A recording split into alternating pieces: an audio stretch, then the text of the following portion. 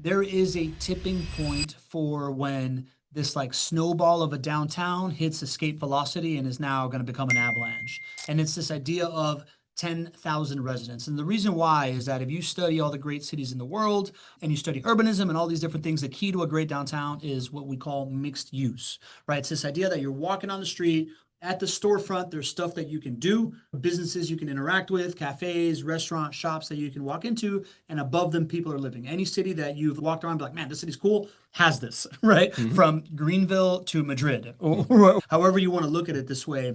And what happens is that when you are developing these cities in the United States, what a developer really needs for this mixed use building is an anchor tenant. It's that tenant that's going to be like, oh, yeah, I'm going to take a big piece of that like commercial square footage downstairs, and that's going to make your numbers work. And what those people look for are 10,000 residents within the urban center. That makes their demand and their retail, their like foot traffic work so they can sell their trinkets and hit their numbers. And that number of 10,000 residents has been something that we've been like really harping on that opened up my eyes about 4 years ago. 100%. Prior to hitting roughly 10,000 residents, the way that you'll see downtown development generally is through the use of incentives. So cities have to incentivize developers to come in.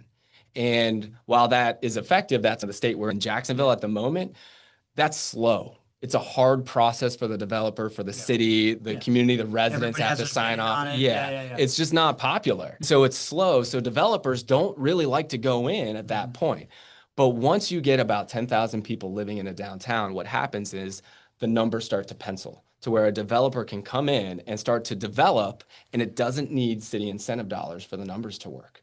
And once that happens, the switch flips very quickly. And that's why downtowns can seemingly turn overnight and the entire skyline can be changed. Got it. The incentives go away because now that the existing demand is there. You don't need to be like, come on, buddy, come on, Exactly. come over here. Like people are just like, Exactly. oh yeah, it's there. I'm gonna go get it. Exactly. Right? Our thoughts are that downtown in Jacksonville today is just like Austin. It's just like Nashville in the early 2010s. Within a matter of years, we saw that home prices, rents, and median income skyrocketed there. And we believe that that's going to happen here in Jacksonville.